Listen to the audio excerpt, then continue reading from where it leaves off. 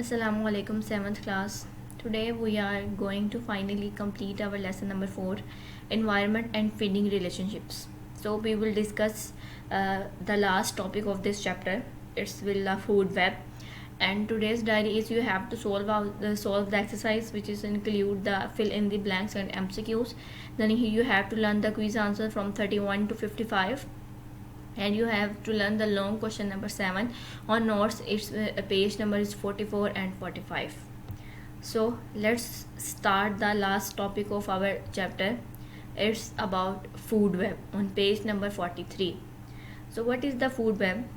Food web is can be explained that an organism can be part of many food chains. We in previous lecture we discussed about the food chain.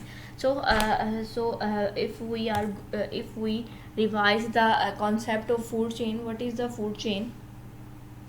Food chain is the feeding relationship among organisms. यानी एक सबसे पहले हमारे पास जो producers हैं, green plants हैं, producers को primary consumers खाते हैं, प्राइमरी कंज्यूमर्स को सेकेंडरी कंज्यूमर्स खाते हैं और सेकेंडरी कंज्यूमर्स को टर्शरी कंज्यूमर्स खाते हैं. सो एक प्रोड्यूसर से लेके जो टर्शरी कंज्यूमर तक एक लॉन्ग चेन चलती है, हम उसको फूड चेन कहते हैं. यानी जो फीडिंग रिलेशनशिप है, एक ऑर्गेनिज्म दूसरे ऑर्गेनिज्म के ऊपर डिपेंड करता है, it's known and food chain.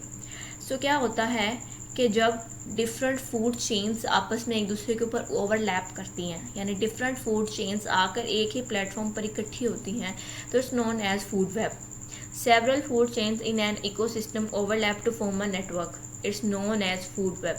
यानी जो फूड वेब होता है, एक्चुअल में अगर हम उनको सिंपल वर्ड्स में डिफाइन करें, जो फूड वेब होता है, it's a network of different food chains. Different food chain जब इकट्ठी होती हैं, वो एक पूरा नेटवर्क बनाती हैं, तो हम उसको फूड वेब कहते हैं. यानी food web is the combination of different food chains, और you can define it food web is the network of different food chains. आप कम्बिनेशन भी कह सकते हैं, नेटवर्क भी कह सकते हैं, लेकिन इन सिंपल वर्ड जब डिफरेंट किस्म की फूड चेन्स इकट्ठी होती हैं एक ही प्लेटफॉर्म पर, तो वो फूड वेब बनाती हैं. इसकी एग्जांपल इस तरह से है कि you see a lion does not feed an entirely on a deer. यानी जो एक शेर है वो सिर्फ डियर को खाकर ही गुजारा नहीं करता, बल्कि but it also hunts a cows and goats. वो काऊ को भी खाता है, हंट करता है, और उसके साथ गोट को भी. ठीक है. जो अब लाइन है उसकी जो फूड चेन है वो 3 डायमेंशन में जा रही है. एक डायमेंशन में जो है उसने क्या किया है, उसने काऊ को खाया, इसने हंट किया, दूसरे में उसने गोट को, और थर्ड में उसने क्या किया है, डियर को.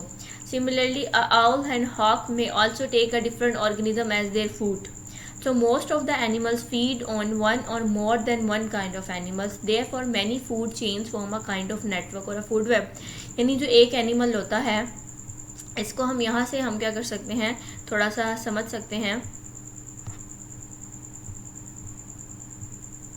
ये देखें, एक लाइन है, लाइन क्या करेगा, वो हमारे पास जैकल के अंदर भी क्या करेगा, उसको भी हंट करेगा और डियर को भी हंट करेगा. अगर हम एक फूड चेन को देखें तो ये हमारे पास एक फूड चेन बनती है. प्लांट्स को किसने खाया, डियर ने, और डियर को किसने खाया, लाइन में.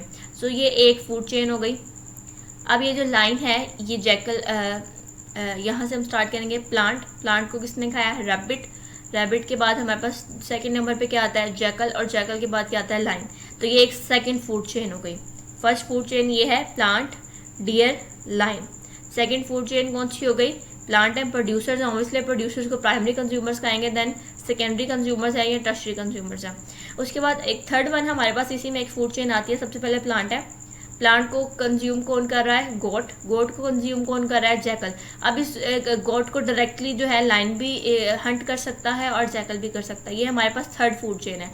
First food chain, second food chain, third food chain. इधर आ जाए तो हमारे पास प्लांट है, प्लांट को कंज्यूम कौन कर रहा है, रैट को कौन कर रहा है, आउल, और आउल को डायरेक्टली जो है हमारे पास लाइन या काइट कह लें. लेकिन यहाँ पर रैट के बाद बारी आती है स्नेक की. स्नेक जो है ये सेकेंडरी कंज्यूमर है, इसके बाद क्या कर सकता है, काइट आ सकता है. ठीक है. यानी क्या हो रहा है कि several food chains are present in a food web. यहाँ हमारे पास 1, 2, 3, 4 एंड 5, टोटल 5 जो फूड चेन्स हैं वो एक दूसरे के साथ ओवरलैप कर रही हैं. यहाँ पर हमारे पास कोई भी जो कंज्यूमर है, ख़ासतौर पर हमारे पास जो सेकेंडरी और टर्शरी कंज्यूमर्स हैं, वो एक ही चीज़ के ऊपर रिले नहीं करते हैं.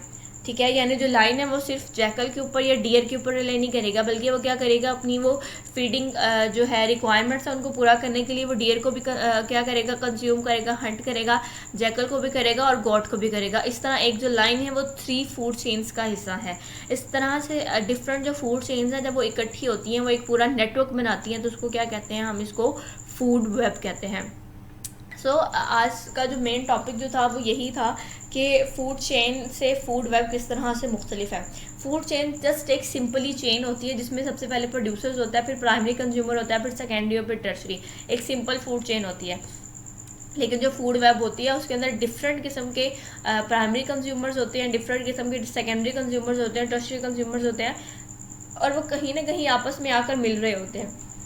इसलिए उसको क्या कहते हैं, उसको फूड वेब कहते हैं। पेज नंबर 43 के ऊपर ही हमारे पास जो है साइंस, टेक्नोलॉजी एंड सोसाइटी के अंदर एक कॉन्सेप्ट है कि bacteria and fungi are decomposers. यानी क्या करते हैं, बैक्टीरिया और फंजाई जो होते हैं डीकम्पोज करते हैं चीज़ों को, वो ब्रेक डाउन करते हैं चीज़ों की। They break down dead bodies of plants and animals. उसका रिजल्ट में क्या होता है, इनटू सिंपलर सब्सटेंसेस। इसलिए इनको डीकम्पोजर्स कहते हैं, क्योंकि वो डीकम्पोज कर रहे होते हैं चीज़ों को, उनकी तोड़ फोड़ करते हैं, उनकी ठीक है, उनके अंदर जो है वो चेंजेस लाकर उनको सिंपल सब्सटेंसेस के अंदर क्या करते हैं, चेंज करते हैं। ये जो हमारे पास सिंपलर सब्सटेंसेस होते हैं वो क्या करते हैं, वो मिक्स हो जाते हैं सॉइल के साथ और अगेन अवेलेबल होते हैं हमारे पास प्रोड्यूसर्स को। ठीक है, वो क्या करते हैं, ये जो हमारे पास डेड एनिमल्स और प्लांट्स होते हैं ना, ये फर्टिलिटी इंक्रीज करते हैं किसी भी सॉइल की। ठीक है, without decomposing recycling of nutrients is impossible. अगर डीकम्पोजिंग नहीं होगी तो चीज़ों की रिसाइकलिंग भी नहीं होगी, और हमें अपने इर्द गिर्द बहुत सी डेड बॉडीज़ जो है वो एनिमल्स की और प्लांट्स की पड़ी हुई मिलेंगी, हमें दिखाई देंगी। अगर हम इर्द गिर्द फोकस करें तो हमें एज सच डेड बॉडीज़ नहीं मिलती। कुछ अर्से के बाद हमें कोई भी प्लांट की डेड बॉडी नहीं मिलती है, एनिमल की डेड बॉडी नहीं मिलती। उसकी जो रीज़न ये है, उसकी रीज़न ये है कि हमारे पास जो होते हैं बैक्टीरिया और फंजाई जो होते हैं उनको डीकम्पोज करते हैं, उनको तोड़ फोड़ कर उनको सिंपलर फॉर्म्स में चेंज कर देते हैं, इनटू सिंपलर सब्सटेंसेस में चेंज कर देते हैं, और इस पूरे प्रोसेस को डीकम्पोजिंग कहते हैं। और डीकम्पोजिंग रिसाइकलिंग के लिए बहुत ज़्यादा ज़रूरी होता है। नेक्स्ट हमारे पास क्या है, हमारे पास है एक्सरसाइज। एक्सरसाइज के अंदर हमारे पास फिल इन द ब्लैंक्स है, और उसमें the basic source of energy ecosystem हमारे पास क्या है, sun and any living thing in the environment. Biotic part कहते हैं, हमने पढ़े थे biotic factors and abiotic factors. जो बायोटिक पार्ट होते हैं वो लिविंग थिंग्स होती हैं। All the population living in area make a community. Population different किस्म की पॉपुलेशन जब मिलती हैं एक एरिया के अंदर तो वो कम्युनिटी बनाती हैं।